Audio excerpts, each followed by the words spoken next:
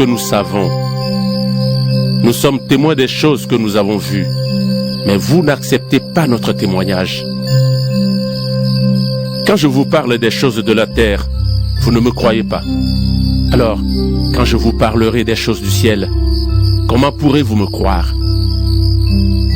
Pourtant, personne n'est monté au ciel, sauf le Fils de l'homme qui est descendu du ciel.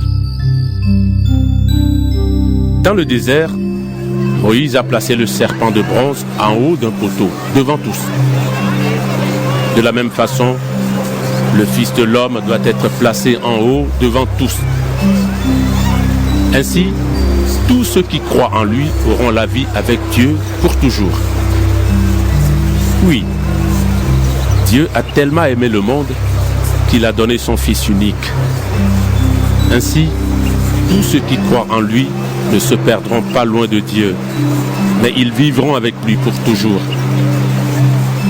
En effet, Dieu n'a pas envoyé son Fils dans le monde pour condamner le monde, mais il l'a envoyé pour qu'il sauve le monde. Celui qui croit au Fils n'est pas condamné, mais celui qui ne croit pas, celui-là est déjà condamné parce qu'il n'a pas cru au Fils unique de Dieu. Et voici comment on est condamné. La lumière est venue dans le monde, mais les gens ont préféré la nuit à la lumière parce qu'ils font le mal. Tous ceux qui font le mal détestent la lumière et ils ne vont pas vers la lumière. En effet, ils ont peur qu'on découvre leurs mauvaises actions.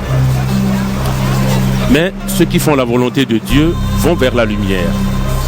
Ainsi, on voit clairement ce qu'ils font, on voit qu'ils obéissent à Dieu. Après cela, Jésus et ses disciples vont dans la région de Judée. Il reste là avec eux et il baptise.